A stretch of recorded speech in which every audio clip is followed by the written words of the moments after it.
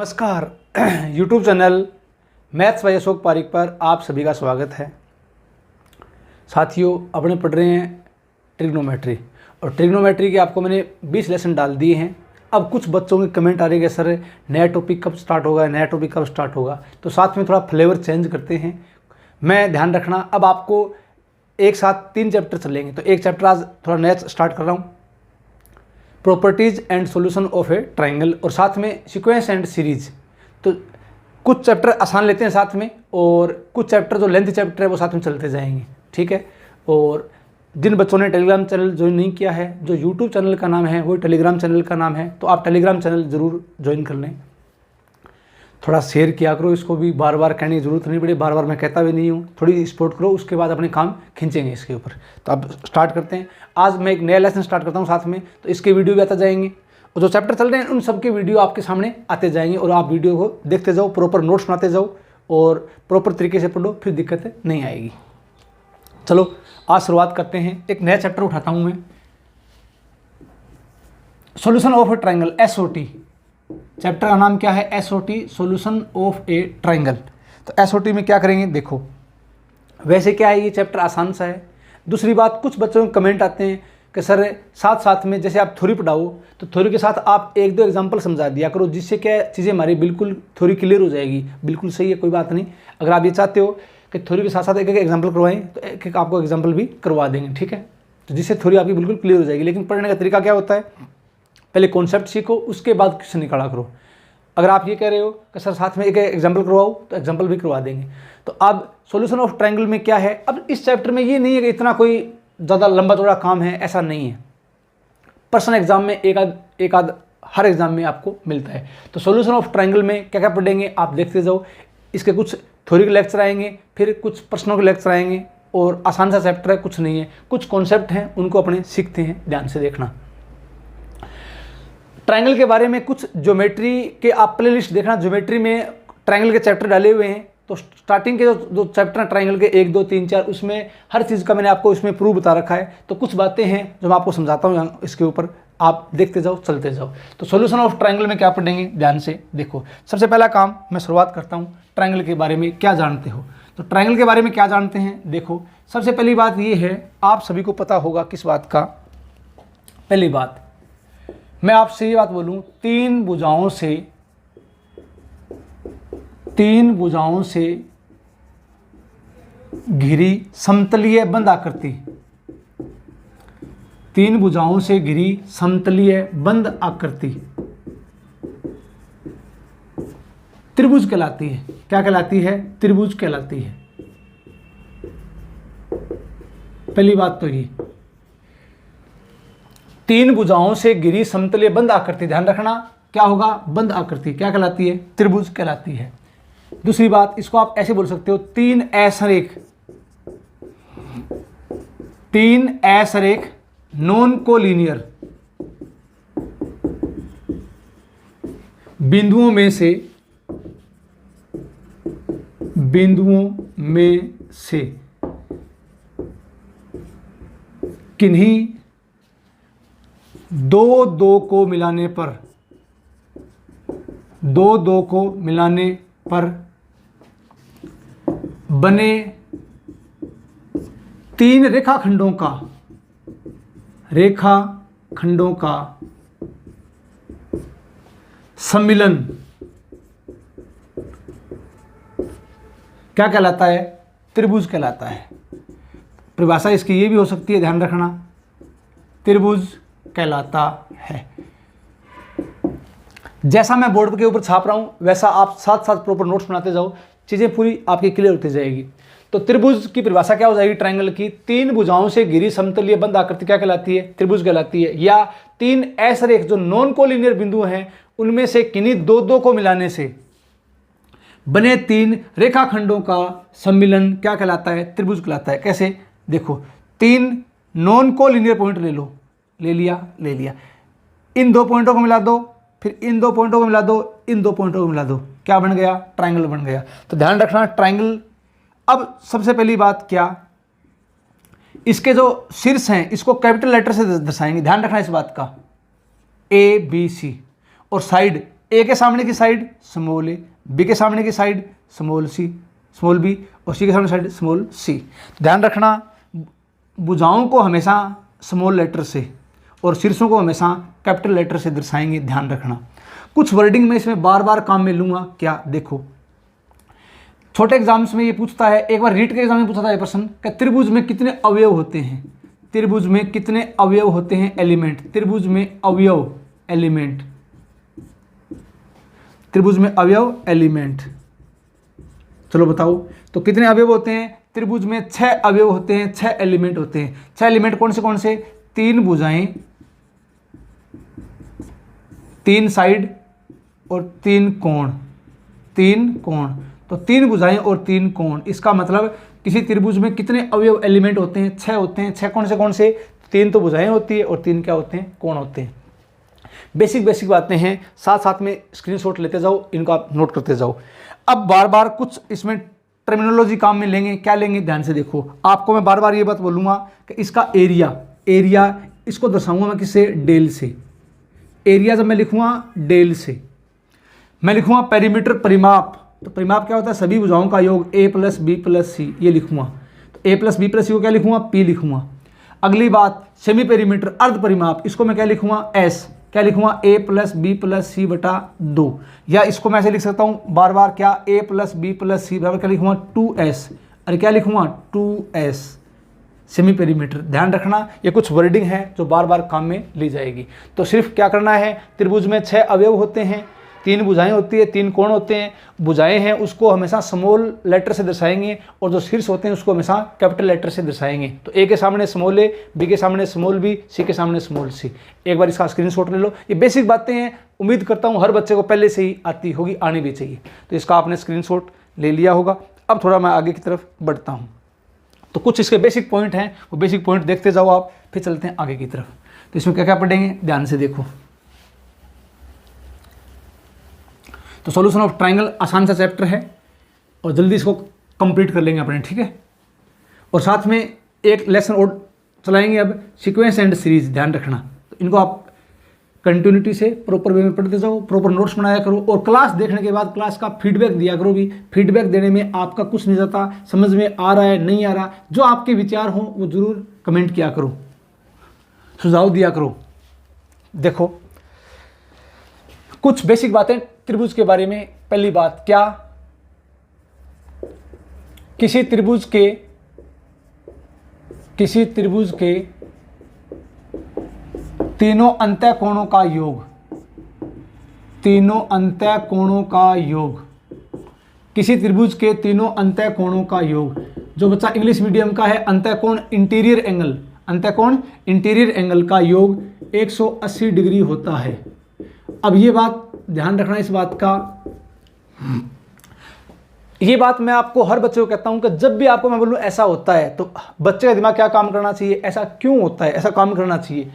अब त्रिभुज के तीनों अंतः कोणों का योग क्यों होता है सबको पता होगा, लेकिन ध्यान रखना जिसको इसका बेसिक देखना है ऐसा क्यों होता है, तो आप प्ले लिस्ट में क्या करोगे, ज्योमेट्री के लेसन डाले हुए हैं कुछ ज्योमेट्री के, और ज्योमेट्री सेकंड ग्रेड में भी है। ध्यान रखना जो 10th की ज्योमेट्री है वो सेकंड ग्रेड में भी है और भी डालूंगा। तो ज्योमेट्री के मैंने 17 लेसन डाल रखे हैं, 17 लेसन। तो इसका बेसिक बताया है। तो कुछ बातें जो पहले से आपको अंडरस्टूड है, आप समझदार हो, जानते हो इन बातों को, लेकिन फिर भी इनका आप बेसिक देखना चाहो तो आप ज्योमेट्री प्ले लिस्ट देखना, वहाँ इनके बेसिक डाले हुए हैं ऐसा क्यों होता है। ठीक है, एक बार सिर्फ बता रहा हूँ मैं क्यों, कि सबको पता है। तो अब मुझे आप बताओ क्या बताओगे, 180 डिग्री होता है, ठीक है, किसका, अंतः कोणों का योग। अगली बात सबको पता है, किसी त्रिभुज के तीनों बाह्य कोण, बाह्य कोण जो बचा इंग्लिश मीडियम का है एक्सटीरियर एंगल, एक्सटीरियर एंगल बाह्य कोण का योग, या बाह्य कोणों का योग कितना होता है, 360 डिग्री होता है। ये बेसिक बातें बता रहा हूँ, पहले कुछ बातें जो हर बच्चे को आती है, 360 डिग्री होता है, ठीक है। इसके बाद अगली बात, ये बात सभी को पता है, यदि किसी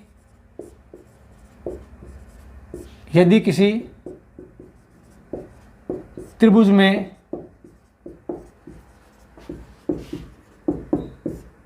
दो भुजाओं की लंबाई असमान है, दो भुजाओं की लंबाई असमान है, असमान है तो बड़ी भुजा के सामने का कोण, ध्यान रखना, बड़ी भुजा के सामने का कोण छोटी भुजा के सामने के कोण से, ध्यान रखना इस बात का, बड़ी भुजा के सामने का जो कोण है वो छोटी भुजा के सामने के कोण से बड़ा होता है, बड़ा होता है। ठीक है, इस बात का ध्यान रखना। तो अब आप मुझे बताओ, बड़ी भुजा के सामने का जो कोण है वो छोटी भुजा के सामने के कोण से क्या होता है, बड़ा होता है, अर्थात इसका विलोम भी सत्य है। ध्यान रखना इस बात का। किस बात का मैं क्या बता रहा हूं, ये छोटी छोटी बातें हैं जो आपको पहले से आती होगी, आनी भी चाहिए। क्या कोई ट्रायंगल है, त्रिभुज है, उसमें दो भुजाओं की लंबाई असमान है, तो ध्यान रखना बड़ी भुजा के सामने का कोण हमेशा क्या होगा, बड़ा होगा, और छोटी भुजा के सामने का कोण हमेशा क्या होगा, छोटा होगा। इसका उल्टा भी सत्य है, जो भुजा छोटी है उसके सामने का कोण भी क्या होगा, छोटा, जो भुजा बड़ी है उस सामने का कोण भी क्या होगा, बड़ा। ध्यान रखना इस बात का। तो इसका विलोम भी क्या है, सत्य है, उल्टा भी सत्य है। ये बेसिक बातें जो आपको आनी चाहिए, आपको आती होगी, ध्यान रखना, क्योंकि बेसिक बातें हैं। अगली बात, ये बात आनी चाहिए आपको, कैसे, देखो आप मुझे बताओ, अपने पास ये ट्राइंगल है, तो इस बात का ध्यान रखना, ये बेसिक बातें हैं 10th बेस की। मान लो ABC, आपको मैं बोलूँ ये दो भुजाएं बराबर है, तो आप बोलोगे कि अगर ये दो भुजाएं बराबर है, दो भुजाएं बराबर है, तो इसके सामने का ये कोण और इसके सामने का ये कोण, ये दोनों कोण क्या होंगे, बराबर होंगे। दूसरी बात, अगर मैं आपसे ये बात पूछ लूँ, चलो आप ये बताओ मुझे, ये ट्राइंगल है, ये भुजा और ये भुजा बराबर है, तो अब आप क्या बोलोगे, अब आप ये बोलोगे सर अगर ये दो भुजाएं बराबर है तो इसके सामने का ये कोण और इसके सामने का ये कोण क्या होंगे, बराबर होंगे। अगर मैं आपसे ये बात बोल दूं, चलो आप मुझे ये बताओ, अपने पास एक ट्राइंगल है, ये भुजा और ये भुजा बराबर है, तो अब बताओ, अब आप क्या बोलोगे, अब आप बोलोगे सर इसके सामने का ये कोण और इसके सामने का ये कोण क्या होंगे, बराबर होंगे। चौथी बात मैं आपसे बोलूँ, चलो बताओ तीनों साइड बराबर है, तो आप ये बोलोगे सर तीनों साइड बराबर है तो तीनों कोण भी क्या होंगे, बराबर होंगे, और प्रत्येक कोण कितने डिग्री का होगा, 60 डिग्री का होगा। कितने डिग्री का होगा, 60 डिग्री का। क्यों, क्योंकि त्रिभुज के तीनों अंतः कोणों का योग कितना होता है, 180 डिग्री। तो एक बार इसका आप स्क्रीनशॉट ले लो। ये बेसिक बातें हैं, आसान बातें हैं जो कि हर बच्चे को आती है, आने भी चाहिए। उम्मीद करता हूँ इसका आपने स्क्रीनशॉट ले लिया होगा। तो नेक्स्ट आगे अगली लाइन देखो आप, इसमें क्या है। तो आसान बातें हैं, जल्दी चलो। और सॉल्यूशन ऑफ ट्रायंगल आसान सा पॉइंट है, जो अपनी बुक है SR सैनी की, उसका वैसे चैप्टर नंबर 12 ये कंप्लीट चैप्टर है, ये ध्यान रखना। ये SR सैनी की बुक में चैप्टर नंबर 12 कंप्लीट चैप्टर है ये। तो कुछ बेसिक बातें देखते हैं, फिर चलते हैं आगे की तरफ। हर चीज़ का बेसिक समझते हैं, ऐसा क्यों होता है। और ध्यान रखना, ये जो 10th बेस की ज्योमेट्री है, इसका बेसिक मैंने बढ़ा रखा है इसी चैनल पर, प्लेलिस्ट में आप देख लेना। चलो अब मुझे बताओ, त्रिभुज बनने की शर्त क्या होती है, कंडीशन क्या होती है, ध्यान रखना। तो ये हर बच्चे को पता होगा इस बात का। किस बात का, अगला पॉइंट इसमें ये है, त्रिभुज की किन्हीं दो भुजाओं का योग, त्रिभुज की किन्हीं दो भुजाओं का योग, त्रिभुज की किन्हीं दो भुजाओं का योग हमेशा तीसरी भुजा से बड़ा होता है। तो ध्यान रखना इस बात का। किस बात का, त्रिभुज की किन्हीं दो भुजाओं का योग हमेशा तीसरी भुजा से बड़ा होता है तथा दो भुजाओं का अंतर, दो भुजाओं का अंतर, दो भुजाओं का अंतर हमेशा,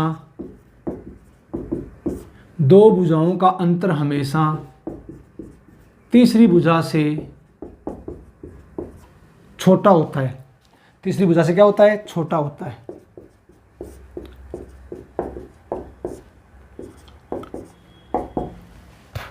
ठीक है, ध्यान रखना आप इस बात का कि त्रिभुज की किन्हीं दो भुजाओं का योग हमेशा तीसरी भुजा से क्या होता है, बड़ा होता है, योग बड़ा होगा और अंतर है वो तीसरी भुजा से क्या होगा, छोटा होगा। ध्यान रखना इस बात का। बेसिक देखना है तो आप प्लेलिस्ट में देखना, उसमें बेसिक बता रखा है मैंने ऐसा क्यों होता है, लेकिन अब आपको ये डायरेक्ट पता होना चाहिए ऐसा क्यों होता है। देखो ये ट्राइंगल है, यहाँ से छोटी छोटी बातें हैं, जब एग्जाम में ढंग का प्रश्न बनेगा, जब तक छोटी छोटी बातें नहीं आएगी तब तक बड़ा प्रश्न एग्जाम में आपको नहीं आएगा। छोटी छोटी बातें बहुत ज़्यादा जरूरी है। कैसे देखो, ये ए है, ये बी है और ये क्या है, सी है। ए के सामने की साइड स्मॉल है, बी के सामने की भुजा स्मॉल बी, सी के सामने की भुजा स्मॉल सी। तो इस बात का ध्यान रखना, दो भुजाओं का योग, आप पहले इनको ले लो, ए प्लस बी योग है, बड़ा हुआ किससे, सी से, बी प्लस सी बड़ा हुआ किससे, ए से, और सी प्लस ए बड़ा हुआ किससे, बी से। तो पहली बात तो ये ध्यान रखना, किस बात का, योग है वो हमेशा क्या होता है, तीसरी भुजा से बड़ा होता है, दो भुजाओं का योग। अंतर देखो, अंतर क्या होता है, छोटा होता है किससे, तीसरी भुजा से।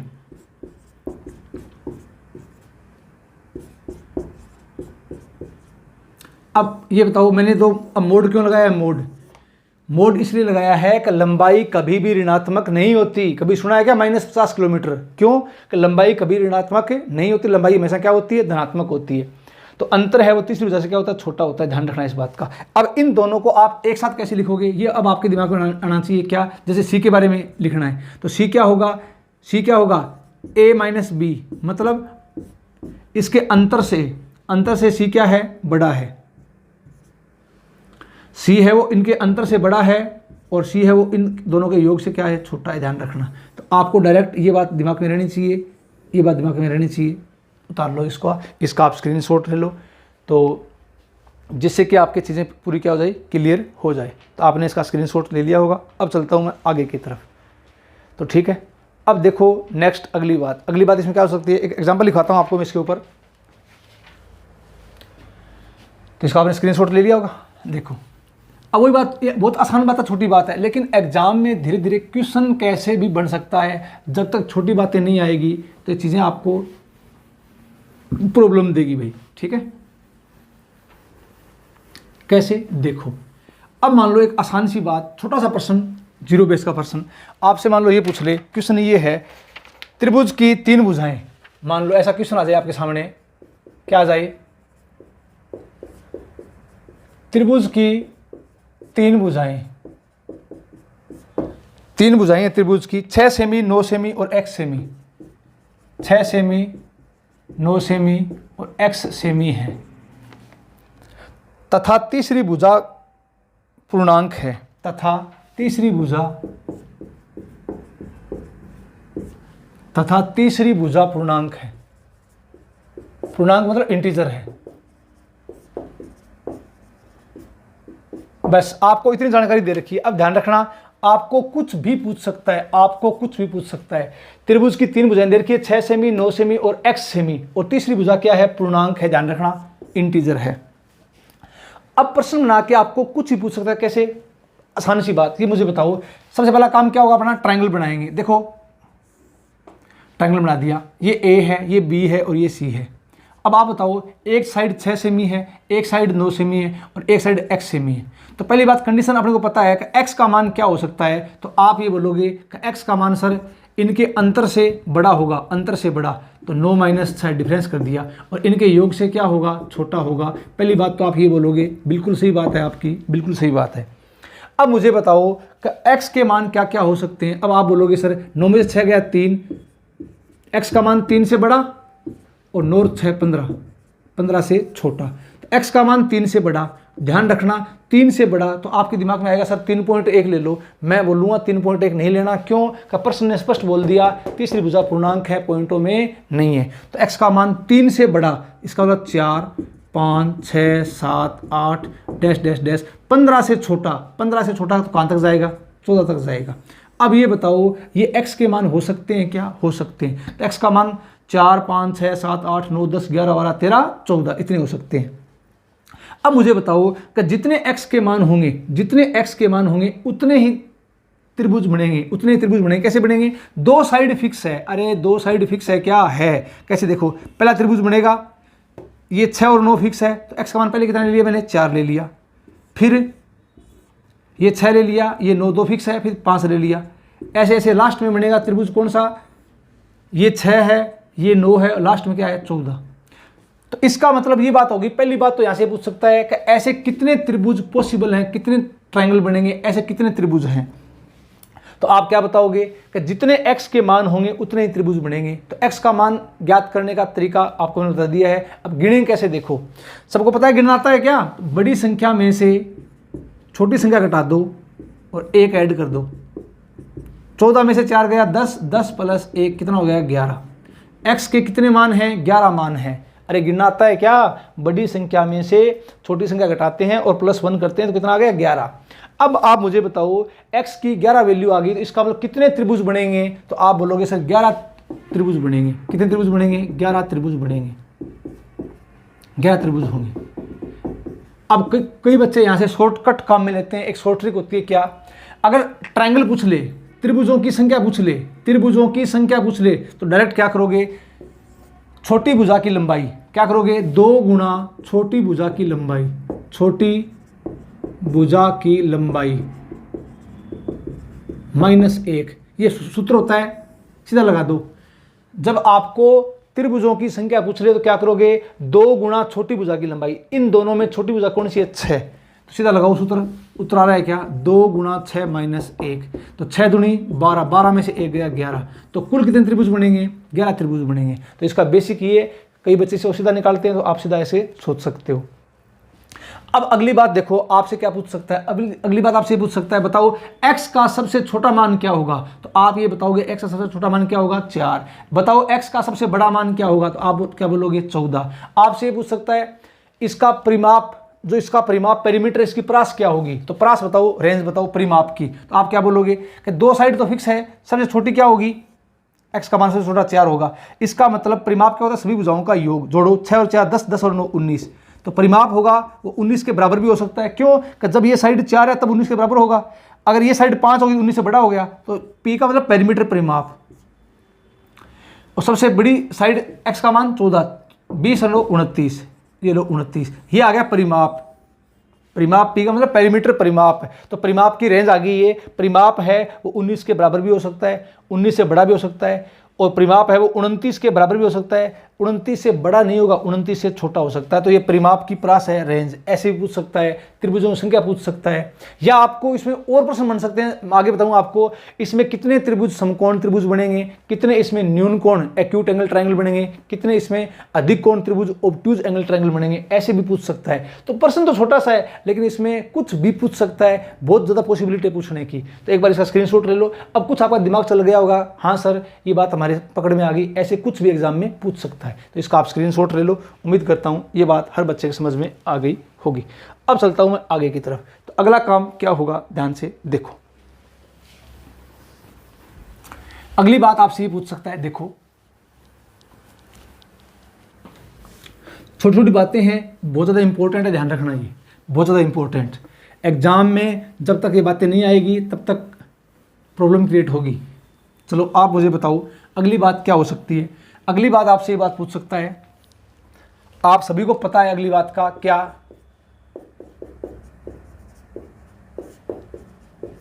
त्रिभुज की किन्हीं 2 भुजाओं का, त्रिभुज की किन्हीं 2 भुजाओं का योग हमेशा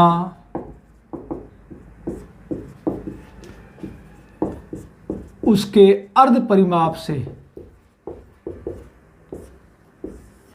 ध्यान रखना इस बात का, त्रिभुज की किन्हीं 2 भुजाओं का योग हमेशा उसके अर्ध परिमाप से बड़ा होता है, बड़ा होता है। हर बच्चे को इस बात का ध्यान रखना। त्रिभुज की किन्हीं 2 भुजाओं का योग हमेशा उसके अर्ध परिमाप से बड़ा होता है। कैसे, a + b बड़ा है किससे, c से, सभी को पता है। अब ध्यान से देखना, मैंने क्या किया, दोनों तरफ मैंने a + b ऐड कर दिया, दोनों तरफ मैंने क्या किया, a + b ऐड कर दिया, जोड़ दिया। अगर यहाँ a + b जोड़ूंगा तो a + b पहले से कितना हो जाएगा, 2 × a + b हो जाएगा, क्या हो जाएगा, और यहाँ ऐड कर दो क्या हो जाएगा, a + b + c। आपको मैंने क्या बताया था कि p को मैं क्या लिखूंगा, a + b + c लिखूंगा, और लिखूंगा क्या, लिखूंगा यहाँ से क्या आ जाएगा, 2 × a + b, बड़ा है किससे, p से। तो a + b है वो बड़ा हो जाएगा किससे, p/2 से। अब ये बताओ कि दो भुजाओं का योग है वो हमेशा बड़ा होता है किससे? अर्ध परिमाप से। होता है। तो अब आप क्या बोल सकते हो? आप ये बोल सकते हो सर a प्लस बी है वो बड़ा होगा किससे? p बटा 2 से। b प्लस सी है वो बड़ा होगा किससे? p बटा 2 से। और c प्लस ए है वो बड़ा होगा किससे? p बटा 2 से। बोल सकते हो? बोल सकते हो। तो ये बात आसान सी बात है, हर बच्चे को ध्यान रहनी चाहिए। इसका आप स्क्रीनशॉट ले लो। उम्मीद करता हूँ ये बात हर बच्चे के समझ में आ गई होगी। चलें आगे देखो अगली बात क्या हो सकती है। अगली बात इसमें ये हो सकती है, क्योंकि आसान पॉइंट है, थोड़ा आपको मैं स्पीडली बता रहा हूँ, ये ध्यान रखना, सबको आते हैं। अगली बात हर बच्चे को ये ध्यान है, क्या ध्यान है? त्रिभुज की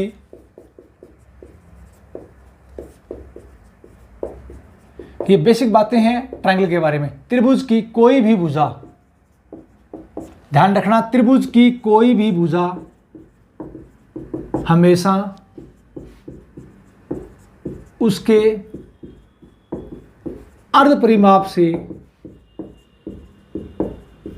छोटी होती है। अब ये बेसिक बातें हैं, हर बच्चे को आती है पहले से ही, ध्यान रखना। त्रिभुज की कोई भी भुजा हमेशा उसके अर्ध परिमाप से छोटी होती है। कोई भी भुजा हमेशा उसके अर्ध परिमाप से क्या होती है? छोटी होती है। कैसे? आपको मैंने क्या बताया था? a प्लस बी बड़ा है किससे? c से। मैंने क्या किया? दोनों तरफ मैंने a b यहाँ पर है, c ऐड कर दिया। दोनों तरफ मैंने c ऐड कर दिया। c ऐड कर दो तो क्या आ जाएगा? a प्लस बी प्लस सी आ गया क्या? और यहाँ क्या आ जाएगा? c प्लस सी। तो यहाँ अपने पास क्या आ जाएगा? a प्लस बी प्लस सी बड़ा है किससे? 2c से। a प्लस बी प्लस सी क्या है? p बड़ा है किससे? 2c से। ये क्या हो जाएगा? p बटा 2 बड़ा है किससे? c से। ध्यान रखना। क्या ध्यान रखना? कि त्रिभुज की कोई भी भुजा है वो हमेशा उसके अर्ध परिमाप से क्या होती है? अर्ध परिमाप से छोटी होती है। तो p बटा 2 है वो बड़ा होगा किससे? a से। p बटा 2 है वो बड़ा होगा किससे? b से। और p बटा 2 है वो बड़ा होगा किससे? c से। ये ध्यान रखना, इंपॉर्टेंट बात है, प्रश्नों के बीच में काम में लिया जाएगा। कि त्रिभुज की, मैं आपसे ये बात पूछ लूँ कि किसी त्रिभुज की भुजाएं क्या है? भुजाएं पूर्णांक में है। तो ध्यान रखना इस बात का, क्या, किस बात का? अर्ध परिमाप हमेशा किसी भुजा से क्या होगा? बड़ा होगा। तो त्रिभुज की कोई भी भुजा है जो सबसे बड़ी भुजा है उससे क्या होगा? उससे अर्ध परिमाप क्या होगा? बड़ा होगा। त्रिभुज की कोई भी सबसे बड़ी भुजा है उससे हमेशा अर्ध परिमाप क्या होता है? बड़ा होता है। ध्यान रखना। तो इसका आप स्क्रीनशॉट ले लो। उम्मीद करता हूँ ये बात हर बच्चे के समझ में आ गई होगी। तो आसान पॉइंट हर बच्चों को आने चाहिए। आपने इसका स्क्रीनशॉट ले लिया होगा। अब चलते हैं आगे की तरफ। चलें आगे देखो। अगली बात, कुछ बेसिक बातें और देख लो एक आधी, फिर मैं चलता हूँ। सॉल्यूशन ऑफ ट्रायंगल में एग्जाम में क्या क्या पूछता है, कैसे कैसे प्रश्न आते हैं, कोसाइन रूल क्या होता है, साइन रूल क्या होता है, टेंजेंट रूल क्या होता है, सारी बातें अपने सीखते हैं।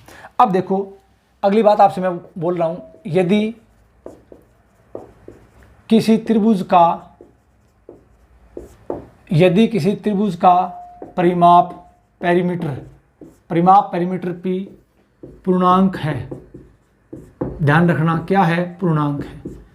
ध्यान रखना इस बात का, यदि किसी त्रिभुज का परिमाप p पूर्णांक है तो उस त्रिभुज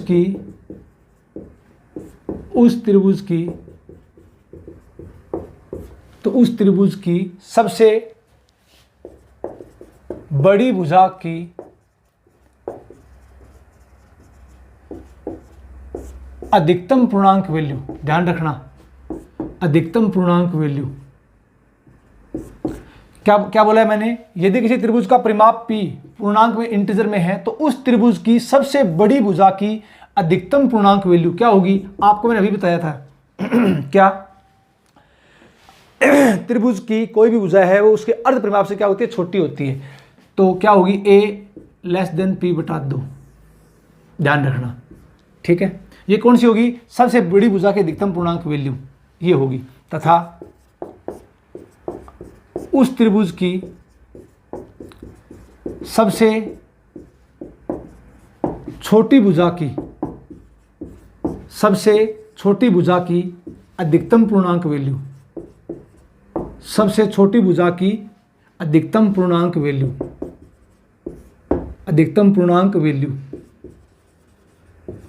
ठीक है, अधिकतम पूर्णांक वैल्यू।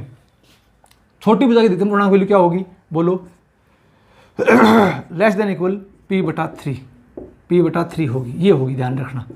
अब ऐसा क्यों होता है, एक बार देखो बोर्ड की तरफ, ये मैंने आपको जस्ट अभी बताया था, ये तो क्या होगी, सबसे बड़ी भुजा की अधिकतम पूर्णांक वैल्यू, और ये क्या होगी, सबसे छोटी भुजा की अधिकतम पूर्णांक वैल्यू। अधिकतम पूर्णांक वैल्यू ध्यान रखना इंटीजर वैल्यू, p पूर्णांक में है, इंटीजर है। तो अब मुझे बताओ क्या a बड़ा है b से और b बड़ा है c से, तीन भुजाएं हैं, a सबसे बड़ी भुजा है, a क्या है सबसे बड़ी भुजा और c क्या है सबसे छोटी भुजा, मैं ये मान लेता हूँ। आप मुझे बताओ क्या बताओगे, सुनो यहाँ से, a + b + c क्या होता है, परिमाप। अब c सबसे छोटी है, मैं क्या करता हूँ, a और b को रिप्लेस कर रहा हूँ किससे, सबसे छोटी भुजा से, छोटी भुजा c है, इससे रिप्लेस कर रहा हूँ, तो c आगे पड़ा है, ये छोटा ये छोटा। तो अब बताओ ये इसके बराबर आ गया, बराबर नहीं आएगा। अब क्या हो गया, ये मान छोटा हो गया किससे, p से, ठीक है। अब मुझे बताओ, ध्यान रखना आप, ये बड़ी भुजाएं हैं, तो मैंने इसको रिप्लेस कर दिया छोटी भुजा से, ठीक है। तो अब c कितना हो गया, 3c का मान है वो छोटा है किससे, p से, और c का मान क्या हो जाएगा, छोटा है किससे, p/3 से। अब आपके दिमाग में आएगा सर त्रिभुज, समबाहु त्रिभुज आ जाए जिसकी तीनों भुजाएं बराबर होती है, तो ये लो बराबर। तो अब ध्यान रखना इस बात का, क्या, किस बात का, इस बात का, इंपॉर्टेंट है ये, ध्यान रखना, इसका आप स्क्रीनशॉट ले लो। तो ये बातें जो बेसिक बातें हैं, ये हर बच्चे को उम्मीद करता हूँ पहले से आती होगी, क्यों कि ये बातें आप सारी बातें पढ़ चुके हो, आपको आती है, आप इतने समझदार हो। तो ये पॉइंट नोट कर लो, आसान सा पॉइंट है, उम्मीद करता हूँ ये बात हर बच्चे के समझ में आ गई होगी। अब चलते हैं आगे की तरफ। तो अगली बात क्या हो सकती है, ध्यान से देखो, अगली बात इसमें ये है, देखो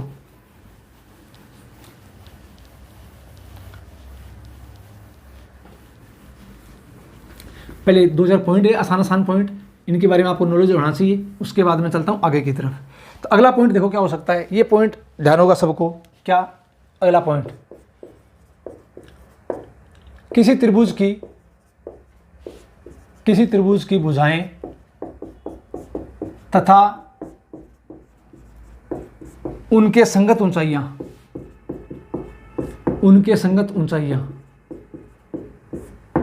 किसी त्रिभुज की भुजाएं तथा उनके संगत ऊंचाइयां आपस में व्युत्क्रमानुपाती होती है। क्या होती है, व्युत्क्रमानुपाती होती है। ध्यान रखना, ये छोटा सा पॉइंट है, लेकिन ध्यान रखना, बार बार बीच बीच में क्वेश्चनों के बीच में काम आएगा, ध्यान रखना। ये किसी त्रिभुज की भुजाएं तथा उनके संगत ऊंचाइयां आपस में क्या होती है, रेसिप्रोकल, व्युत्क्रमानुपाती होती है। कैसे, आपको सीधा बोलेगा ये, जैसे मान लो आपको ये बोल दिया हाइट का अनुपात, एल्टीट्यूड सिस्टम का अनुपात दे रखा है आपको 2:3:4, तो बताओ भुजाओं का अनुपात क्या होगा। तो अब जिस बच्चे को पता है वो क्या करेगा, उल्टा होता है, तो 1/2, 1/3, 1/4, बस इतना टाइम लगा। 2, 3, 4 का एलसीएम क्या हो गया, 12, तो प्रत्येक पद को 12 से इंटू कर दो, 12 से इंटू कर दो, 12 से इंटू कर दो। ये कितना आ जाएगा 6, ये कितना आ जाएगा 4, और ये कितना आ जाएगा 3। ये अपना आंसर आ गया। ये प्रश्नों के बीच में चीज़ें काम में ली जाएगी। तो ऐसा क्यों होता है, देखते हैं। ऐसा इसलिए होता है, देखो आप मुझे ये बताओ, एक आसान सी बात, भुजाएं और उनके संगत ऊंचाइयां। अगर मैं आपसे ये बात बोलूं, क्या बात बोलूं, ये ए है, ये बी है और ये सी है, ये स्मॉल ए है, इसके संगत ऊंचाई h1, ये बी है, इसके संगत ऊंचाई h2, और ये सी है, इसके संगत ऊंचाई क्या हो जाएगी, h3। होगी क्या, होगी। ध्यान रखना, हाइट वही होती है जो 90 डिग्री का कोण बनाए, हाइट वही होती है जो 90 डिग्री का कोण बनाए। अब आप मुझे बताओ एरिया, सबको पता है एरिया क्या होता है, 1/2 base into height, base into height. अरे एरिया क्या होता है, 1/2 बेस इंटू हाइट। अब मुझे बताओ, अब एरिया बराबर रख दो, अगर मैं बेस ये लेता हूं तो हाइट क्या है, h1। तो अब बताओ आप, 1/2 बेस अगर a है तो हाइट क्या है, h1, बराबर अगर बेस b है तो हाइट क्या होगी, h2। तो 1/2 बेस b है तो हाइट क्या होगी, h2, और बेस क्या है, c है तो हाइट क्या होगी, h3। अगर बेस क्या है, c तो हाइट क्या होगी, h3। 1/2, 1/2, 1/2। तो डायरेक्ट अब ये बताओ, अनुपात सबको निकालना आता है क्या, ये राशि बराबर है, तो बराबर है तो कोई कांस्टेंट मानते हैं k, ध्यान है ना सबको। तो डायरेक्ट अनुपात निकालो, यहाँ से अपने पास क्या आ जाएगा, a अनुपात b अनुपात c बराबर क्या आ जाएगा, 1/h1, 1/h2, 1/h3। ध्यान रखना, ध्यान रखना, ध्यान रखना। तो ये आसान सी बात है जो हर बच्चे को पहले से पता होना चाहिए। पता होगी आपको कि किसी त्रिभुज की भुजाएं और उनके संगत ऊंचाइयां आपस में क्या होती है, वित्त क्रमानुपाती होती है, रेसिप्रोकल होती है। एक बार इसका आप स्क्रीनशॉट ले लो। इसका आपने स्क्रीनशॉट ले लिया होगा। अब चलता हूं मैं आगे की तरफ। चले आगे। देखो तो अगली बात इसमें क्या हो सकती है, ध्यान से देखो। छोटी छोटी बातें हैं जो मैं पहले बता रहा हूं, क्यों? क्योंकि ये मेरा धर्म बनता है। ऑफलाइन क्लास में भी देखता हूं मैं, कई बच्चों की बातें आती है, कईयों को नहीं आती। तो उम्मीद, मेरा काम क्या है, सबको साथ में लेके चलना। चलो देखो अगली बात, ये सबको पता होगी। किसी त्रिभुज में तीनों शीर्षों से, या किसी त्रिभुज में स्थित, ऐसे लिखो, किसी त्रिभुज में स्थित किसी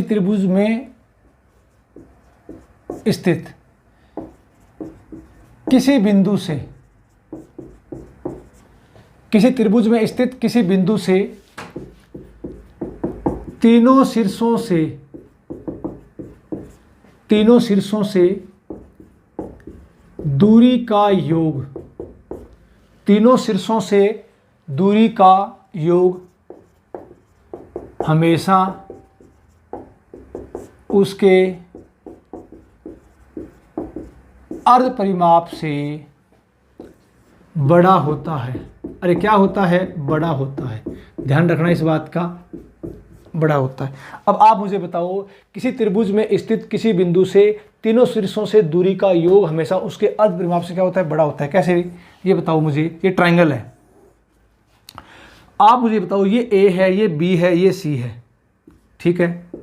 कोई बिंदु है इसके अंदर, ये कहीं भी हो सकता है। ये बिंदु मैंने मान लिया ओ, ये दूरी दे रखी है आपको, ये दूरी दे रखी है आपको, और ये दूरी दे रखी है आपको। ये दूरी x है, ये दूरी y है, ये दूरी z है। ए के सामने स्मॉल ए, बी के सामने स्मॉल बी, सी के सामने स्मॉल सी। अब मुझे बताओ, शीर्षों से दूरी का योग हमेशा उसके अर्ध परिमाप से बड़ा होता है। कैसे देखना? पहले आप ये त्रिभुज लो। कौन सा त्रिभुज? त्रिभुज ए ओ बी। त्रिभुज कौन सा? ए ओ बी। ये त्रिभुज सबको पता है, दो भुजाओं का योग हमेशा तीसरी भुजा से बड़ा होता है। दो भुजाओं का योग, तो क्या हो जाएगा? x प्लस वाई बड़ा है किससे? c से। इसी प्रकार त्रिभुज लो आप, कौन सा? ए ओ सी। दो भुजाओं का योग बड़ा होता है किससे? तीसरी भुजा से। x प्लस जेड बड़ा है किससे? b से। त्रिभुज लो आप, कौन सा? बी ओ सी। दो भुजाओं का योग y प्लस जेड, कौन सा? y प्लस जेड बड़ा है किससे? a से। एक काम करो, ये 1 नंबर, ये 2 नंबर, ये 3 नंबर, इन तीनों को ऐड कर दो। जब ऐड करेंगे x 2 बार, y 2 बार, z 2 बार, 2 बार निकाल लो, क्या आ जाएगा? x plus y plus z बड़ा है किससे? a plus b plus c से। यहाँ से क्या आ जाएगा? x plus y plus z आ गया। इसका मान क्या है? p बटा में क्या आ जाएगा? 2। तो ध्यान रखना इस बात का। आपको मैंने क्या बताया है? आपको मैंने ये बताया है, किसी त्रिभुज में स्थित किसी बिंदु से तीनों शीर्षों से दूरी का योग, तो ये x y z, इनका योग x plus y plus z योग है, हमेशा उसके अर्ध परिमाप से बड़ा होता है। ये बड़ा होता है किससे? अर्ध परिमाप से। तो ये इसका फुल बेसिक है, नोट कर लो आप इसको। आपने इसका स्क्रीनशॉट ले लिया होगा। अब चलता हूँ मैं आगे की तरफ। ठीक है, ठीक है। अगली बात क्या हो सकती है? ध्यान से देखो। तो कुछ आसान बातें, पॉइंट है, ये हर बच्चे को, क्योंकि ये सबके पढ़े हुए पहले से ही, ये प्रश्नों के बीच में काम आएंगे। तो अब ये नहीं होना चाहिए किसी बच्चे को कि सर ये हमको नहीं पता, तो तब बता रहा हूँ। फिर पढ़ेंगे आगे। देखो, ट्राइंगल में साइन रूल क्या होता है, कोसाइन रूल क्या होता है, प्रोजेक्शन फॉर्मूला क्या होता है, हाफ एंगल फॉर्मूले क्या होते हैं, टेंजेंट रूल क्या होता है, टोलमीज थ्योरम क्या होती है, साइक्लिक क्वाड्रिलेटरल क्या होता है, उसका एरिया क्या होता है, और फिर त्रिभुज से संबंधित वर्त पढ़ेंगे, उनकी इन रेडियस क्या होती है, सर्कम रेडियस क्या होती है। बहुत बातें पढ़ने वाली इसमें, देखते जाओ, इंटरेस्टेड चैप्टर है ये। चलो बताओ, आपको मैं बोलूं क्या, यदि किसी त्रिभुज का परिमाप पेरीमीटर P पूर्णांक में दिया हुआ है, पूर्णांक में दिया हुआ है, ध्यान रखना, यदि किसी त्रिभुज का परिमाप P किस में दिया हुआ है? पूर्णांक में। ध्यान रखना इंटीजर है, पूर्णांक में दिया हुआ है, तो संभावित त्रिभुजों की संख्या तो संभावित त्रिभुजों की संख्या, संभावित त्रिभुजों की संख्या। ध्यान रखना, ऐसे प्रश्न एग्जाम में कई बार आ चुके हैं ऐसे प्रश्न एग्जाम में। और ये प्रश्न वो प्रश्न है, ध्यान रखना इस बात का, एग्जाम में आने के बाद बच्चा सोचता है प्रश्न कहाँ से आ गया। तो ये आसान सा पॉइंट है। कैसे देखो, पी पूर्णांक है वो आपको इंटीजर में दिया हुआ मिलेगा। दो गणितज्ञ थे, कैरियर एंड मानुअल, दो गणितज्ञ थे कैरियर और मानुअल। उन्होंने क्या किया था, एक फंक्शन जनरेट किया था, फंक्शन दिया था कि आप ट्रायंगल को सीधा गिन सकते हो कब, जब परिमाप पी पूर्णांक में दिया हुआ है। तो एक बार ध्यान रखना। अगर इसका बेसिक सीखना चाहते हो, इसका बेसिक करेंगे अपने, मैं आपको ज्योमेट्री पढ़ाऊंगा 10th बेस की, तब बेसिक सीखेंगे इसका। ध्यान रखना, ये फंक्शन क्या था, देखो यदि किसी त्रिभुज का परिमाप p पूर्णांक में दिया हुआ है तो संभावित त्रिभुजों की संख्या ज्ञात करो। कैसे देखो, पहली बात यहां लिख रहा हूं मैं परिमाप पेरीमीटर, यहां मैंने क्या बोल दिया, कुल त्रिभुजों की संख्या, कुल त्रिभुजों की संख्या, कुल त्रिभुजों की संख्या। और यहां लिख रहा हूं मैं कुल विषम बाहु स्केलेन ट्रायंगल, विषम बाहु त्रिभुजों की संख्या, विषम बाहु त्रिभुजों की संख्या, त्रिभुजों की संख्या। तो अब मुझे बताओ, आप क्या बताओगे। पहली बात, अगर मैं आपसे बात बोलूं क्या, अगर P परिमाप है, वो सम है, इवन है, इवन नंबर है, सम है, तो ध्यान रखना कुल त्रिभुज कितने बनेंगे बोलो, तो p² बटा 48 48। ठीक है। अगर पूछ ले कुल विषम बाहु कितने बनेंगे, तो क्या करोगे, इसमें से 6 घटा दो, p-6 का होल स्क्वायर बटे 48, इतने ट्रायंगल बनेंगे। अगर मैं आपसे बोलूं, दूसरी बात, p का मान क्या हो, विषम हो, ओड हो, और विषम हो क्या हो, ओड हो। तो अब बताओ, अगर ओड है इसका मान, तो क्या हो जाएगा, p+3 का होल स्क्वायर बटे 48। ये तो क्या बनेंगे टोटल, ये क्या बनेंगे कुल ट्रायंगल। और विषम बाहु पूछ ले आपको, तो ये कितने बनेंगे, इसमें से 6 घटा दो, क्या जाएगा, p-3 का होल स्क्वायर बटे 48। ध्यान रखना, एक बार इसका स्क्रीनशॉट लो आप, इंपॉर्टेंट है, एग्जाम में सीधा एग्जाम में प्रश्न यहाँ से पूछ सकता है। तो इसका आपने स्क्रीनशॉट ले लिया होगा। देखो अब ये क्या है, ये ध्यान रखना, ये एक नियरेस्ट इंटीजर फंक्शन है, और ये क्या है, nearest integer function, integer function. मतलब मान लो संख्या उत्तर आया 0.5 से ज़्यादा आया, तो आगे वाली संख्या लिखेंगे तो बढ़ाकर लिखते हैं। 0.5 से उत्तर में 0.5 से संख्या ज़्यादा आ गई तो बढ़ाकर लिखेंगे, अगर 0.5 से कम आ गया तो पीछे वाली संख्या लिखेंगे, ठीक है, तो घटाकर लिखेंगे, पीछे वाली संख्या लिखेंगे। ठीक है, एक दो आपको एग्जाम्पल करवा दूंगा जिससे आपका दिमाग चलेगा।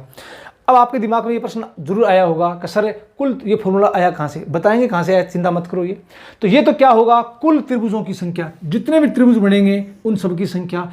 और ये क्या है, कुल विषम बाहु त्रिभुजों की संख्या, स्केलेन ट्रायंगल की।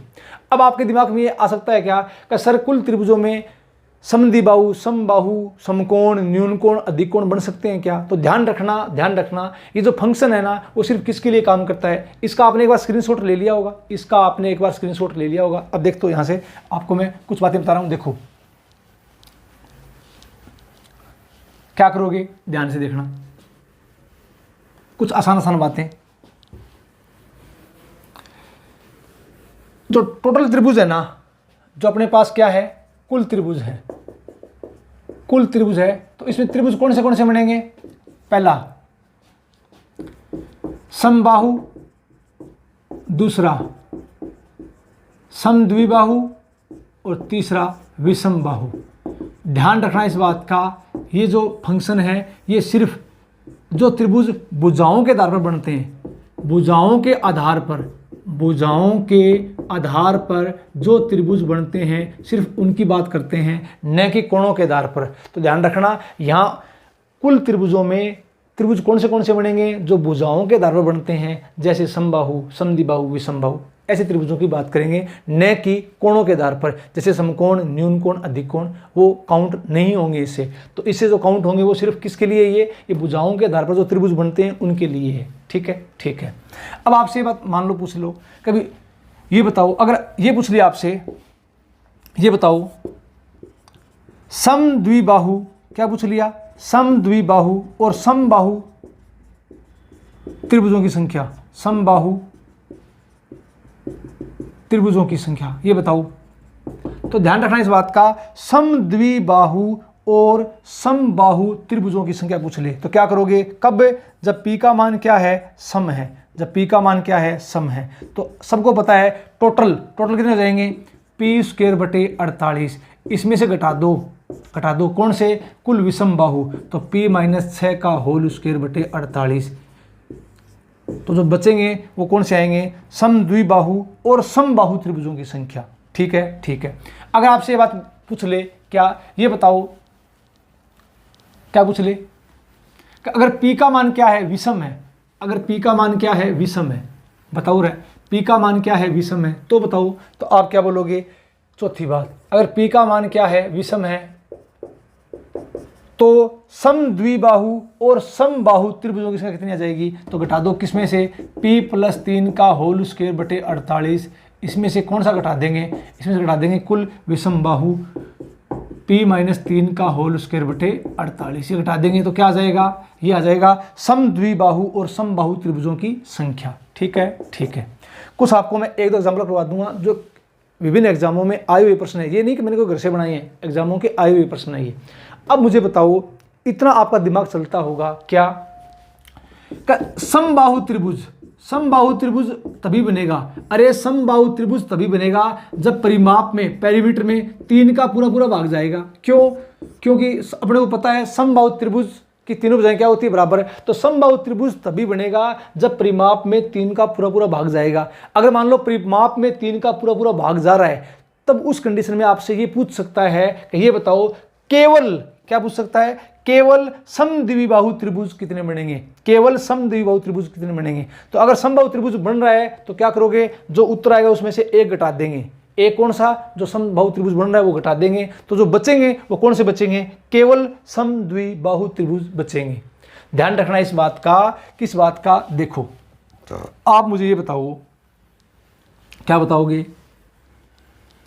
आप मुझे ये बताओगे समद्विबाहु और समबाहु, तो यहां उलझ मत जाना। क्यों, कि जो समबाहु त्रिभुज है ना, जो समबाहु त्रिभुज है वो एक प्रकार का समद्विबाहु त्रिभुज है, जो समबाहु त्रिभुज है वो एक प्रकार का क्या है, समद्विबाहु त्रिभुज है। ठीक है, चलो एक दो एग्जांपल देखो इसके ऊपर, एग्जाम में कैसे पूछता है। एक दो एग्जाम के आए हुए प्रश्न बताता हूं आपको मैं, ध्यान से देखना।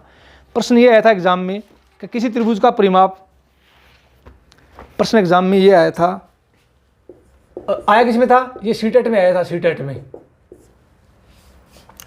किसी त्रिभुज का परिमाप 12 है, क्वेश्चन ये आया था, किसी त्रिभुज का परिमाप, पेरीमीटर कितना दे रखा है, 12 सेमी है, 12 सेमी है। तो सभी भुजाओं की लंबाइयां पूर्णांक हैं, तो सभी भुजाओं की लंबाइयां, सभी भुजाओं की लंबाइयां क्या है, पूर्णांक है। ध्यान रखना इंटीजर है। तो पूछा क्या था, तो कुल कितने त्रिभुज संभव हैं, तो कुल कितने त्रिभुज संभव हैं, कुल कितने त्रिभुज संभव हैं, ये प्रश्न आया था एग्जाम में। तो अब मुझे बताओ कुल कितने त्रिभुज संभव है। आप ये देखो परिमाप 12, पी क्या है, सम है, इवन नंबर है, और पूछा क्या है, कुल त्रिभुज, टोटल ट्रायंगल पूछे, तो टोटल कितने होते हैं, p² बटे 48, बताया था क्या, बताया था। अब p का मान रख दो 12, तो 12 गुणा 12 बटे 48। अब इसको हल कर दो, तो 12 चौके 48, 4 तिये 12, तो कितने त्रिभुज बनेंगे, 3 त्रिभुज बनेंगे। ये अपना आंसर है। इसका आप स्क्रीनशॉट ले लो, इसका आपने स्क्रीनशॉट ले लिया होगा। अब देखते हैं अगला।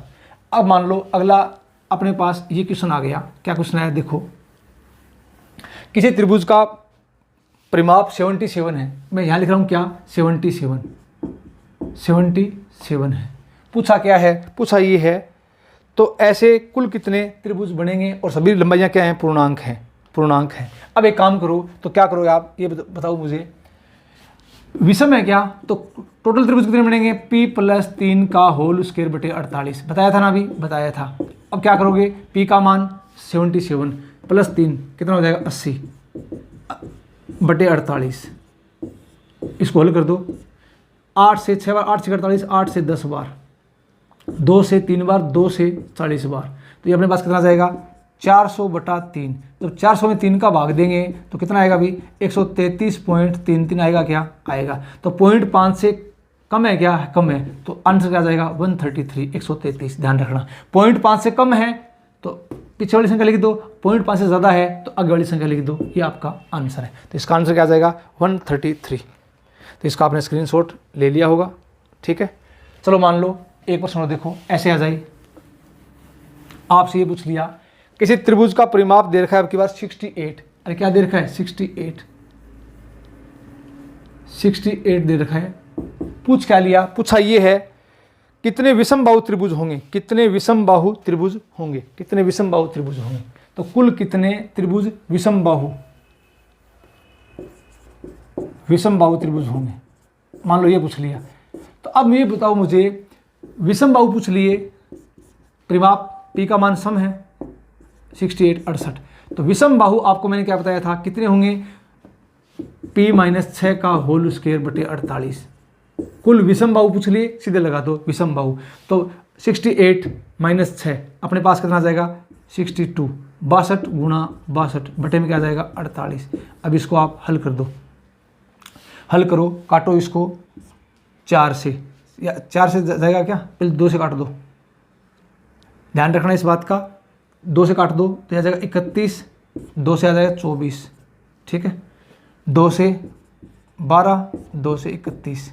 तो अब एक काम करेंगे, क्या 31 का वर्ग कितना होता है 961, 12 का भाग दे दो इसमें, 12 भाग दो, 12 × 96, 12 × 96, ठीक है, 0.0। अब ध्यान रखना अपने पास लगभग कितना आ जाएगा, ये 80.8 के समथिंग आएगा।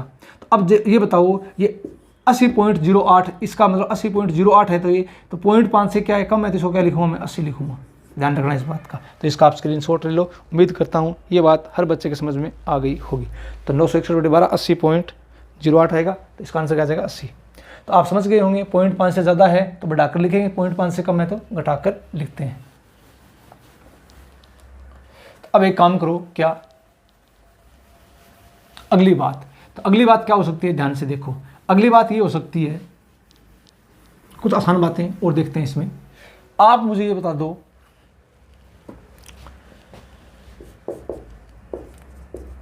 किसी सीधी रेखा पर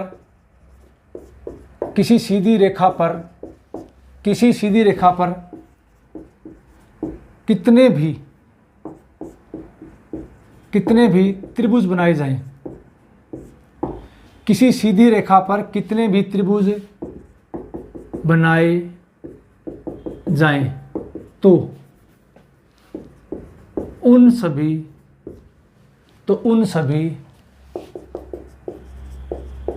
त्रिभुजों के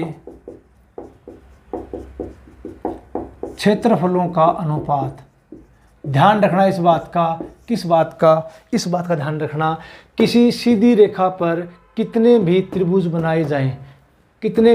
बनाए जाएं तो उन सभी त्रिभुजों के क्षेत्रफलों का अनुपात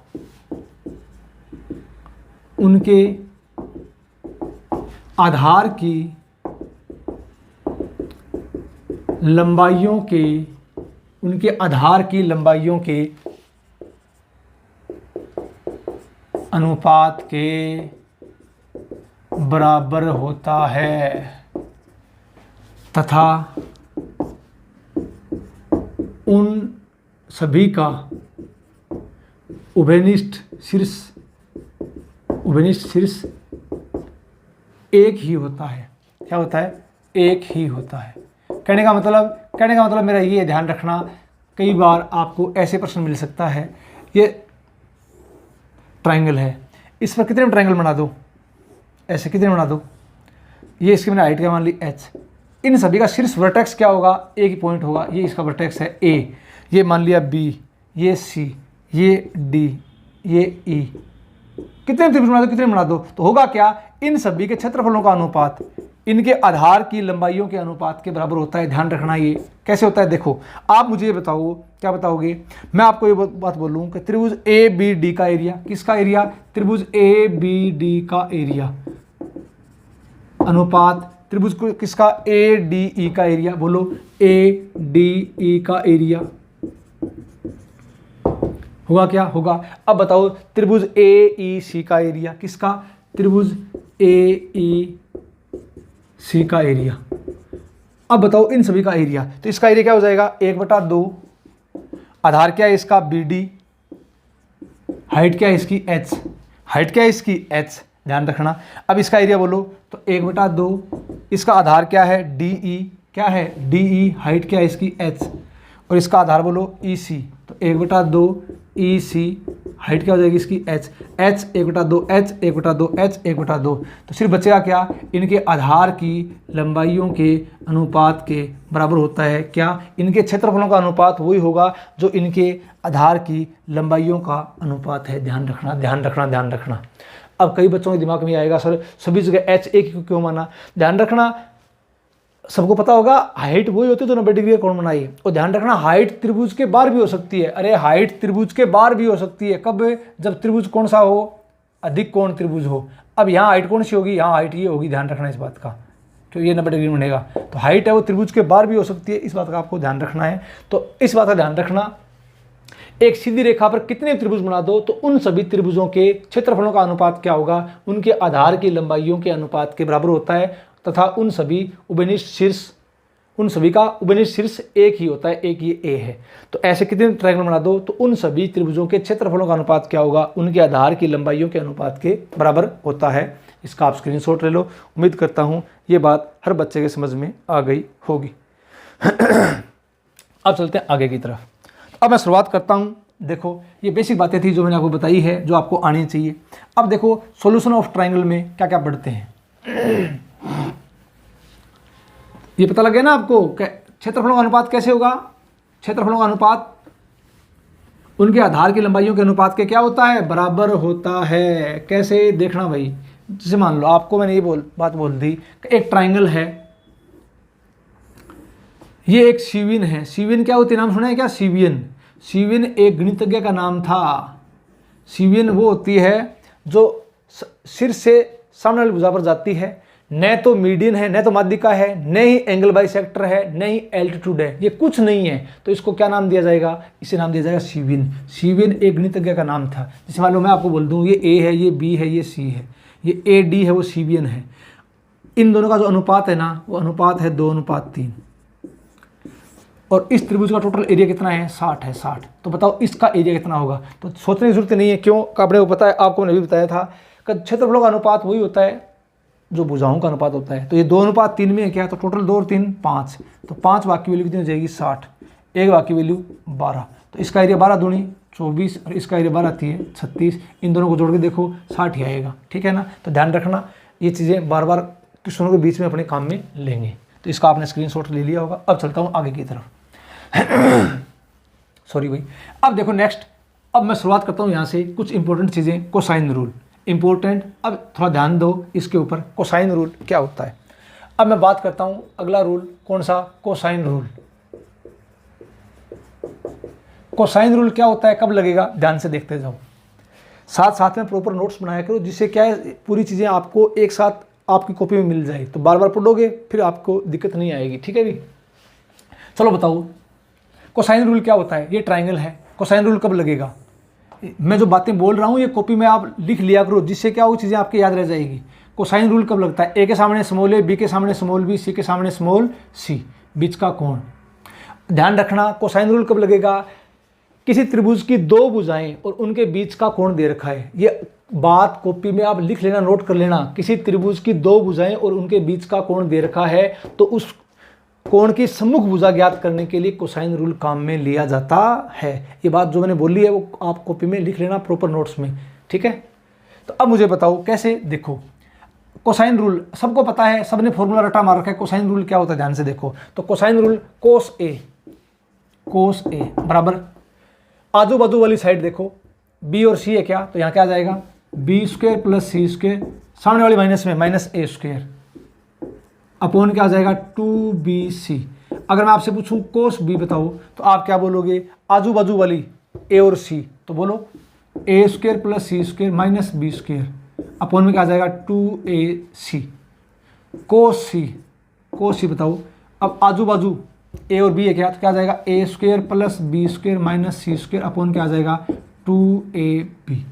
ठीक है, ये कोस ए कोस बी कोस सी ये फॉर्मूले हैं। अब कई बच्चे क्या करते हैं, सीधा फॉर्मूला रट्टा मारते हैं। ध्यान रखना ध्यान रखना ध्यान रखना, मैं आपको उसका बेसिक बताऊंगा, इसका बेसिक कैसे होता है। देखो आप मुझे बताओ, कोस ए कोस बी कोस सी फॉर्मूला आपको याद रखना है, रट्टा इसका मारना है। बेसिक से समझेंगे कैसे आया ये।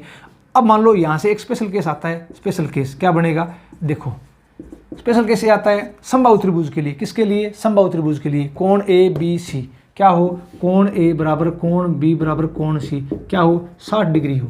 अरे समबाहु त्रिभुज के लिए कितनी डिग्री हो, 60 डिग्री हो। तो सबको इस बात का पता होगा कि 60 डिग्री कोस 60 का मान क्या होता है 1/2 होता है। अरे कोस 60 का मान क्या होता है 1/2 होता है। अरे होता है ना, होता है। तब 2 से 2 कट जाएगा। तो जब कोण ए बराबर कोण बी बराबर कोण सी 60 डिग्री है तो क्या होगा, इसको आप इस तरफ ले आओ। तो अब यहाँ से क्या आ जाएगा, यहाँ से बोलो क्या आ जाएगा, तो B square plus C square minus ए स्क्वेयर बराबर क्या हो जाएगा बी सी। कब, जब कोण 60 डिग्री है। यहाँ से क्या हो जाएगा बोलो, तो ए square plus C square minus B square बराबर क्या हो जाएगा ए सी। क्यों, को 60 का मान 1/2, 2 से 2 कट जाएगा।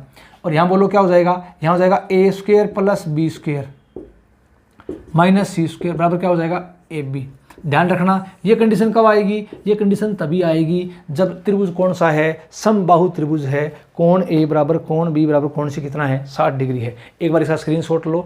अब मैं आपको प्रूव करता हूँ कि ये चीज़ आई कैसे। तो ध्यान रखना, आपको मैंने क्या बताया था, इस बात का आपको विशेष ध्यान रखना है। आपको मैंने ये बता दिया, क्या बताया कि दो भुजाएं दे रखी है, बीच का कोण दे रखा है, तो सम्मुख भुजा ज्ञात करने के लिए कोसाइन रूल काम में लिया जाता है।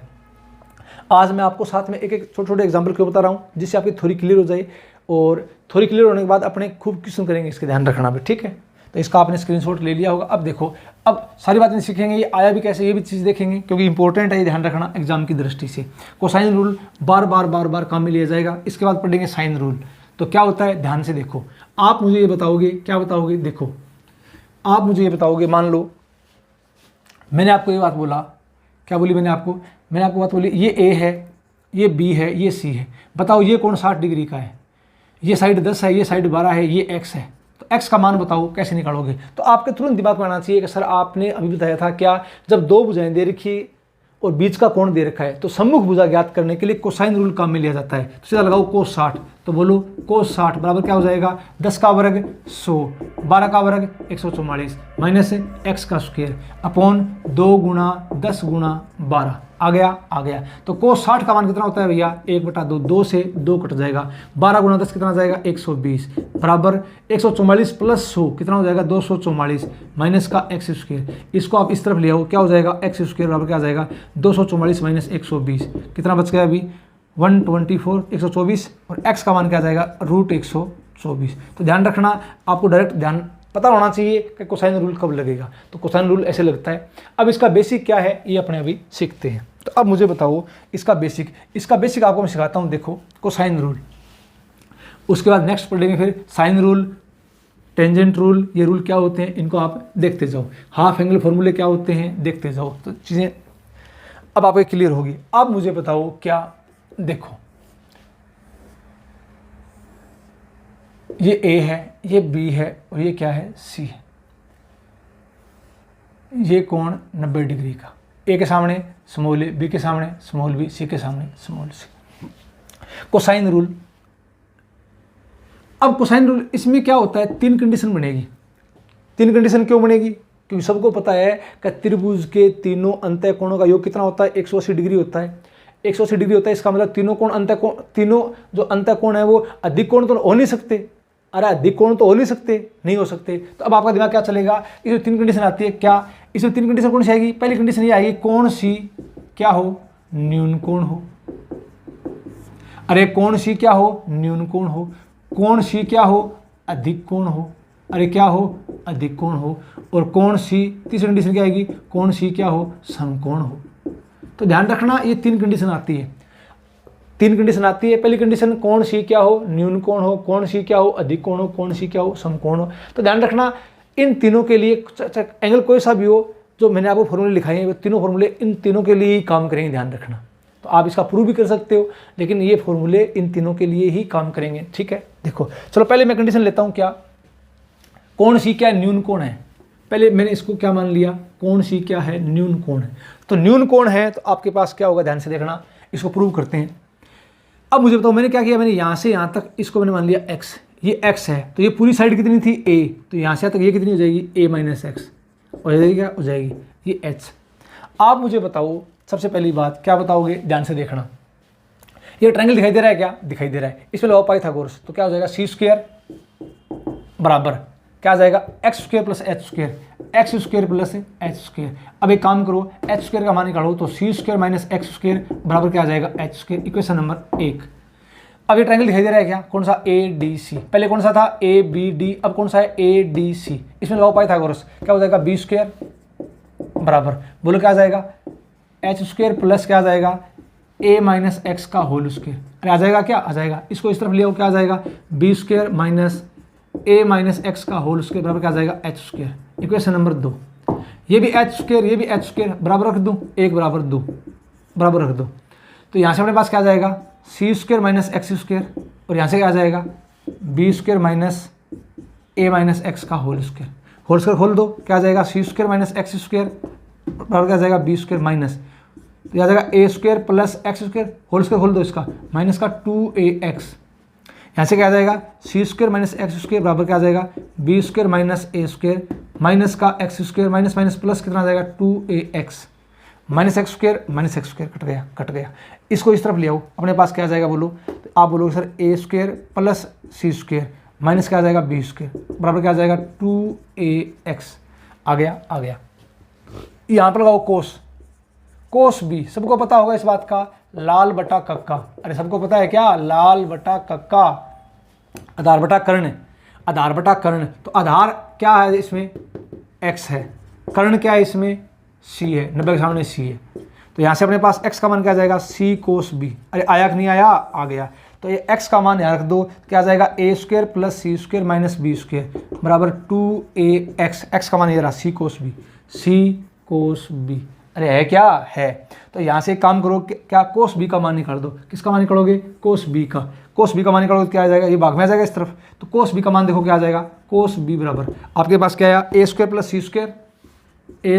सी स्क्वायर माइनस बी स्क्वायर आ गया, अपॉन क्या आ जाएगा 2ac, अरे क्या आ जाएगा 2ac, ये इसका फुल डेरिवेशन है, आया कैसे वो बात मैंने आपको बता दी है, एक बार इसका आप फुल का स्क्रीनशॉट ले लो। उम्मीद करता हूँ पहली कंडीशन कब, जब कोण सी क्या हो, न्यून कोण हो, एक्यूट एंगल ट्रायंगल हो, तो इसका आपने स्क्रीनशॉट ले लिया होगा, आसान सी बात है, रट्टा नहीं मारना, फॉर्मूला कैसे बना आपको मैंने बता दिया है, तो इसका आप स्क्रीनशॉट ले लो, ये बात आपके समझ में आ गई होगी, तो इसका आपने स्क्रीनशॉट ले लिया। अब देखो यहाँ से एक इंपॉर्टेंट बात सामने निकल के आती है, इंपॉर्टेंट बात कौन सी आती है, देखो इंपॉर्टेंट बात समझ में आपके आ जानी चाहिए, कैसे देखो, आपको मैंने अभी बताया था फॉर्मूला, कैसे देखो इंपॉर्टेंट बात ये समझ के सामने आती है आपको मैंने अभी बताया क्या कोस सी क्या होता है बोलो, तो आप बोलोगे sir a square plus b square minus c square upon 2ab होता है।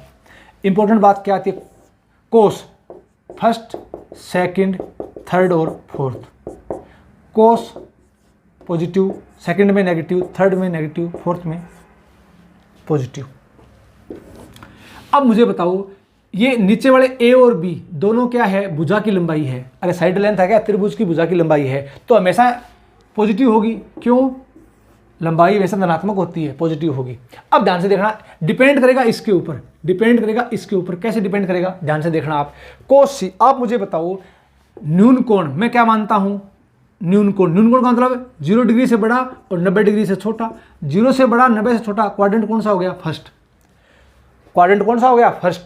क्वाड्रेंट में कोस क्या होता है, पॉजिटिव, अरे कोस क्या होता है, पॉजिटिव, फर्स्ट क्वाड्रेंट में कोस क्या होता है, पॉजिटिव। पहले मैं न्यून कोण की बात कर रहा हूँ, ध्यान रखना, तो पहली बात ध्यान रखना, न्यून कोण त्रिभुज, इसका मतलब 0 से बड़ा 90 से छोटा, फर्स्ट क्वाड्रेंट में कोस क्या होता है, पॉजिटिव, इसका मतलब ये बताओ, ये पॉजिटिव होना चाहिए, नीचे वाली पॉजिटिव में पॉजिटिव का भाग देंगे तभी पॉजिटिव आएगा, तो इसका मतलब ये पॉजिटिव, इसका मतलब ये a square plus b square minus c square, positive मतलब 0 से बड़ा, तो ध्यान रखना, इसको इस तरफ ले जाओ, क्या आ जाएगा a square plus b square, बड़ा होगा किससे, सी स्क्वायर से। तो ध्यान रखना इस बात का, न्यून कोण त्रिभुज की खास बात ये होती है, न्यून कोण त्रिभुज की खास बात ये होती है कि ए स्क्वायर प्लस बी स्क्वायर बड़ा हुआ सी स्क्वायर से, जहाँ सी सबसे बड़ी भुजा है।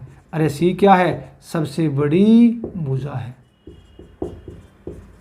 ध्यान रखना इस बात का, ठीक है। दूसरी बात ध्यान से देखो, इंपॉर्टेंट चीजें ये समकोण त्रिभुज की खास बातें क्या होगी, ध्यान रखना। मतलब कोण 90 डिग्री का, तो कोस 90 जीरो हो जाएगा।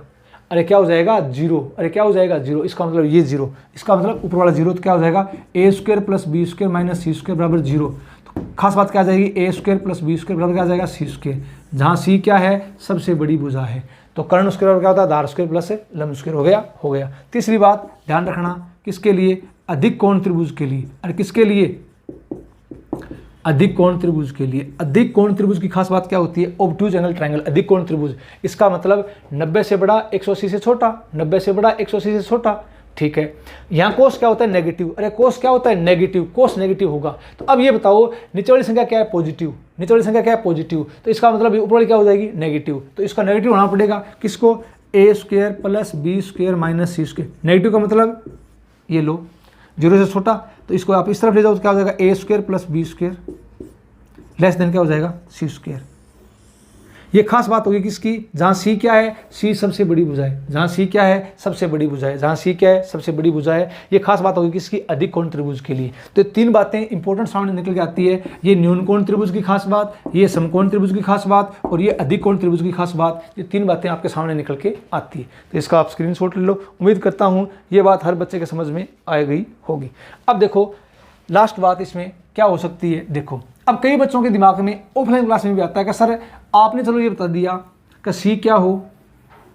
न्यून कोण हो। अगर आप ये बताओ अगर सी अधिक कोण हो तब कैसे होगा? ध्यान रखना। तो ध्यान रखना, आपको मैंने बता दिया, चाहे सी क्या हो? न्यून कोण हो, चाहे सी क्या हो? अधिक कोण हो, चाहे सी क्या हो? समकोण हो। इन तीनों के लिए यही फॉर्मूले होते हैं, सबके लिए ध्यान रखना। कैसे? देखो अगर आपके दिमाग में आ गया सर ये बताओ मुझे, इसको आप ऐसे लो, मैंने क्या ले लिया? सी, ये सी ले लिया, सी, ये ए है, ये बी है। अब की बार सी क्या है? अधिक कोण है। तो अब ये बताओ अधिक कोण है, ये 90 डिग्री, थोड़ा डायग्राम से बना लेना, ये कोण 90 डिग्री, ये पॉइंट मान लिया मैंने डी। अब ए के सामने स्मॉल ए, बी के सामने स्मॉल बी, सी के सामने स्मॉल सी।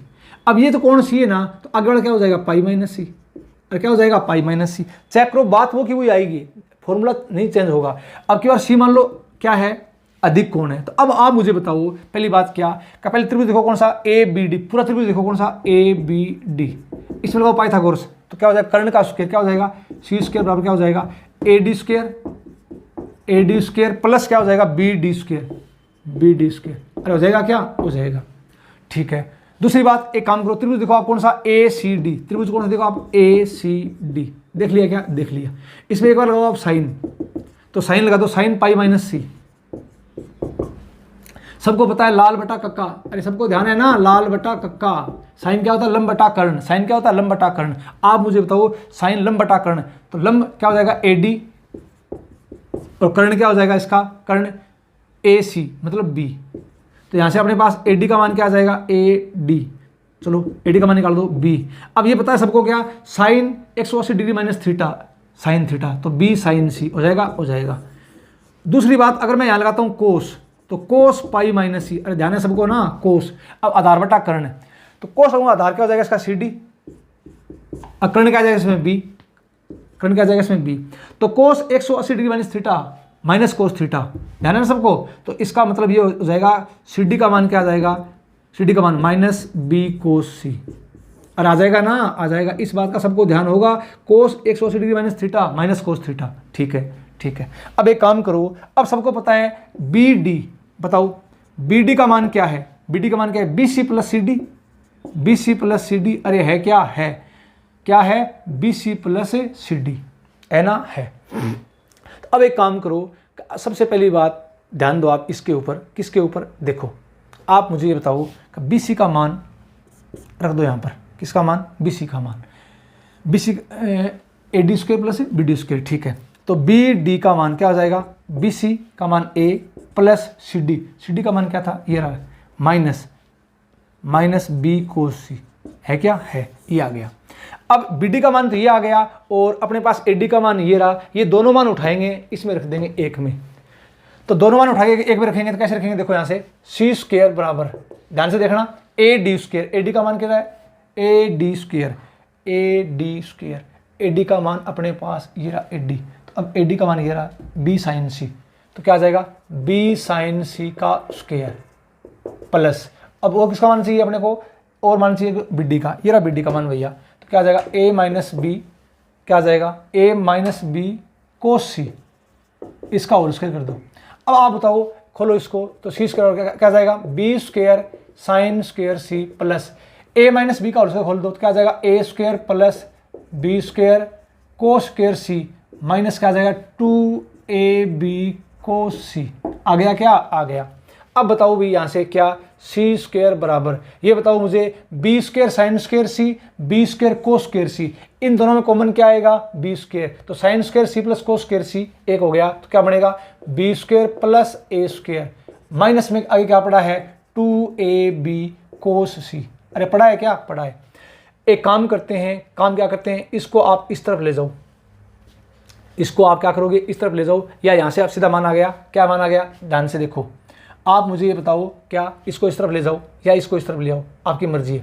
तो इसको इस तरफ ले जाऊँ क्या 2ab कोस सी बराबर क्या क्या आ गया a square plus b square minus का सी स्क्वायर, आ गया क्या, आ गया। कोस सी का मान चाहिए, तो कोस सी का मान यहाँ से अपने पास क्या आ जाएगा, मैं यहाँ लिख रहा हूँ भी, कोस सी का मान आपके पास क्या आ जाएगा, आप बोलोगे सर ये आ गया a square plus b square minus c square upon में क्या आ जाएगा 2ab, अरे आया कि नहीं आया, आ गया। तो ध्यान रखना इस बात का, ये इसका फुल डेरिवेशन है, फुल डेरिवेशन है, फुल डेरिवेशन है। तो आपको मैंने क्या बताया, अब चिंता मत करना, चाहे कौन सी है वो न्यून कोण हो, चाहे कौन सी है वो अधिक कोण हो, और चाहे कौन सी है वो समकोण हो, फॉर्मूला हमेशा ये रहेगा कोसाइन रूल का, इस बात का आप ध्यान रखना। एक बार साइड में हो रहा हूँ मैं, इस आप पूरे का स्क्रीनशॉट ले लो, ये इसका फुल बेसिक आपको मैंने बताया है, जिससे किसी बच्चे के दिमाग में कन्फ्यूजन नहीं रही। तो आज की क्लास में करेंगे इतना ही, ध्यान रखना आपको साथ साथ में एक सीक्वेंस एंड सीरीज का वीडियो भी मिलता जाएगा। चैनल को थोड़ा सा शेयर किया करो, भी दूसरों को बताया करो, टेलीग्राम चैनल ज्वाइन कर लो, क्लास का फीडबैक जरूर दिया करो। आज की क्लास में इतना ही, धन्यवाद, जय हिंद, जय भारत।